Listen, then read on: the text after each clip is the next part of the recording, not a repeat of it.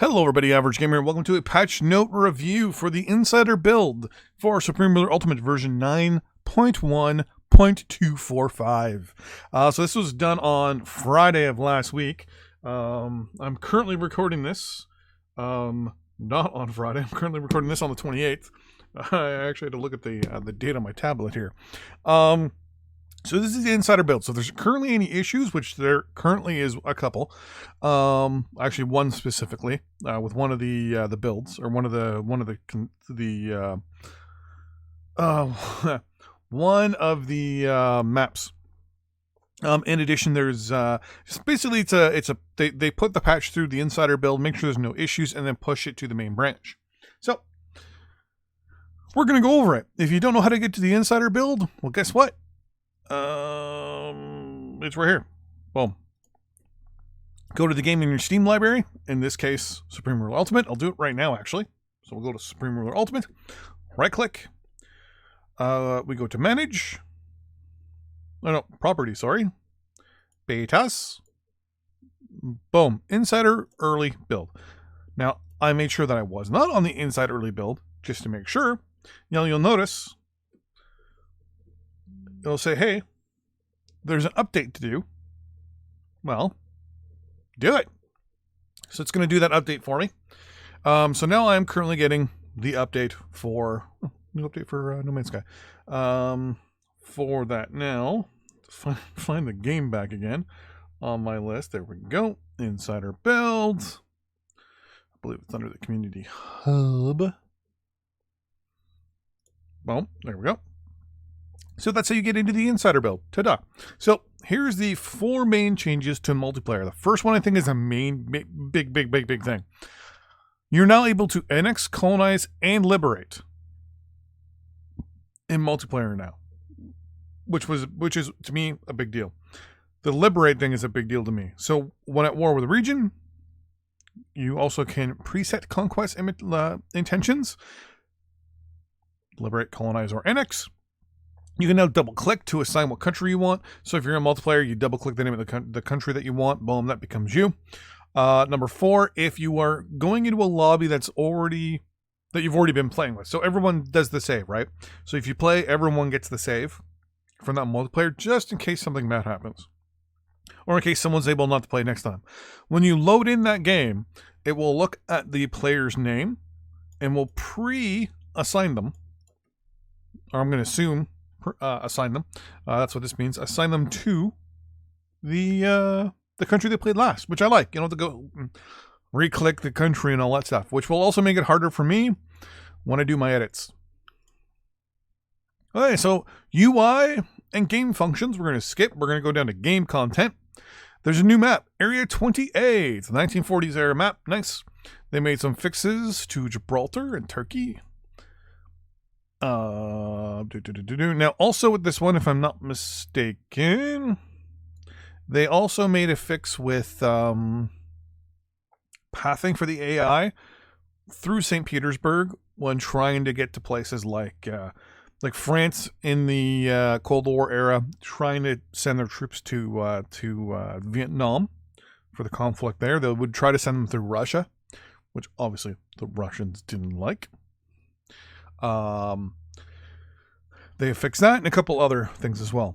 All World War I era texts added as already researched for all other eras, all regions. So here there was a little catch-22. Some countries, if you went into the later modes, the later games, didn't have the World War I era tech that was added in for some of them. So they were missing some stuff. Or you were actually just behind the eight ball a little further and had to research basically just more stuff. So that's all been fixed. They've fixed some equipment files, some event fixes, leader updates as per usual. Boris Johnson, for example. They've updated some values on the modern map, fixed some missing regions and divided states, which is pretty good in my eyes. And then they cleaned up the tutorials a little bit, so the tutorials are now a little bit better. Last but not least, they updated the map editor and the scenario creator, which are good things. Now, the big thing here, the UI and game function changes, or updates. First one, Waypoints. Waypoints have been added to the game. They're supported for units and formations. Your move modifier is shift, maximum 6 points, so which means you can move. You can actually set those ships. You can set those attack units to move in and actually go along a predetermined attack lines, which is something I like. Now I can actually tell my units, hey, I want you to move. Say, you're fighting, France, Germany. You can actually tell your units, hey, I don't want you to take the direct route. I want you to instead go up around this way. I want you to specifically take these following towns on your way to your final objective. So think of it as, you're able to actually say, here are your 6 objectives to get to where I finally want you to be, which I like. I like that. The next big change is the economic downturn production output reductions on worldwide overcapacity have been removed, aka the cap, meaning there was an overall limit to how much, say, industrial capacity can be out there. Meaning that if, say, there is a limit of 100, the world itself can do 100 total. Basically, it was basically, as you can see here, a cap on production in the game, where your production internally to your own country would go down to make sure that the world itself didn't hit that cap. So as I said, say the cap was 100 and you're producing 50 of that 100 and the rest of the world is producing 50 of that 100. You then build another, best way to explain this. You have 100 military goods production facilities. Each one produces 1 military production. 50 of those are yours. 50 of those are spread out to other countries. You build a 51st production. Instead of it now being 101 total, it's still 100 total. Now, every single one of these 51, or the previous 50 factories will produce less, and you will be able to basically just kind of corner the market a little bit more on that last one. Basically, if you mass produce a whole bunch of stuff, you basically make that cap spread a lot more, but because you have the most facilities, you get more. It was kind of cheaty, but it's been removed, meaning there's no limit anymore, meaning produce to your heart's content. Your production will not go down as more and more facilities are built. Game option to use preset conquest intentions in single player. I like that. Button added to liberate non-loyal territory in selected battle zone. Here is a big deal. We're going to test this out in one of our next games, but that tells me that I could and theoretically might be able to you go to war with a large country. You can actually say, hey, I only want to release your country in this specific battle zone. So you invade a country, you take it, and you're like, in your mind, I only wanted to take this section of the country or this portion. You can liberate all the other territories that are not loyal to you, excluding that battle zone. I like that. So you can select a battle zone and release the other countries. See, theoretically, that means you could take parts of other countries. I like that idea. I like that very much. Formation hotkey, move to F. Now toggles instead of hold to override. Theater transfer system for pathing implementation. Implemented, aka this ain't Petersburg issue. See. Improved AI quality coordination with parent region hotspots, theaters, battle zone settings. This just means basically they'll be able to send their troops a little bit better. Colonies now break all treaties and relations when they become independent. Now, some countries, some areas, like for example, when you're playing in Cold War, they will have alliances. They basically whatever they have. When you have a colony, you get all treaties with it. Free trade. You're able to plow through their country with land, naval, and air supply. You get everything. When they declared independence, or when they were given independence, you would still have all those treaties. Now they break them all immediately, which is very fair. One parent country dies, all countries change to democracy. I like that.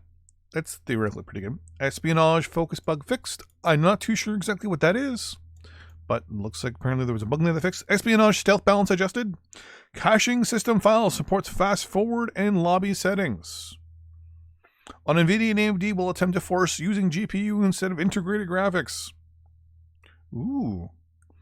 At 2560 by 1080 resolutions. Nice. Hopefully we'll soon get true double monitor support here. Right-click menu. Facilities option added. I like that. Fixed UI appearance. Error changes at wrong time. So every now and then when you guys watch me play, when we're playing, a 4 or 6 hour live stream, or even in some episodes, when we get to the next era, the UI is supposed to change. Sometimes you'll notice that as we research more and more stuff, it will change back and then change forward again and then change back. Apparently that has been fixed. Added approval benefits when liberating a region. So when you liberate a region that's been conquered by another nation, you get approval benefits. I like that. Ability to delete save games in the game. I like that. So that's from the menu. Added max miss targ scenario option to adjust max missile targeting range. So this is for missiles, for example, that basically the game, right? They've kind of finagled the missile ranges a little bit just because it's a game, obviously. Right now here, you can finagle that. Added region keep military option. Colonies keep military facilities instead of parents. What would happen here is if you declared independence, you would keep the territory that your military facilities were built on. Now this will actually say the region, the colony, when it gets independence, will keep its military facilities. Or that could be that when you place a military production within a country, it keeps it. Meaning you don't get that territory. Think of Russia in Cold War, where there's all these like thousands of Russian military bases in the Eastern European area.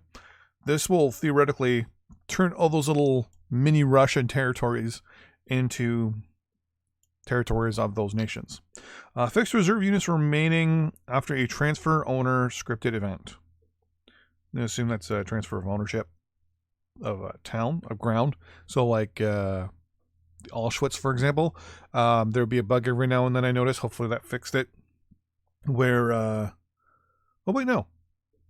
Fixed units, no, let's see, reserve units. I was thinking of garrison units. Fixed reserve units remaining after, oh.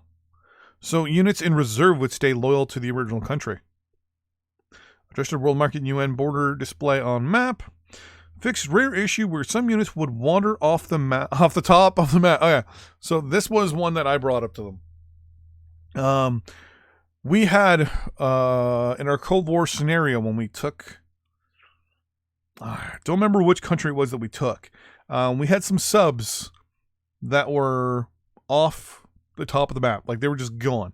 You could collect them, or you could select them and send them orders, but you couldn't actually physically, click on them. They were just missing. Sphere victories will now trigger if a player is in the winning sphere. Fixed issue with some regional textures not displaying properly. Map HUD elements will now show for military containers, not just urban. Can no longer garrison bridges, boo, and non-container upgrades. Improved rounding in some numerical calculations. That'll be good for money. Existing leaders in CVP are not replaced in cache creation.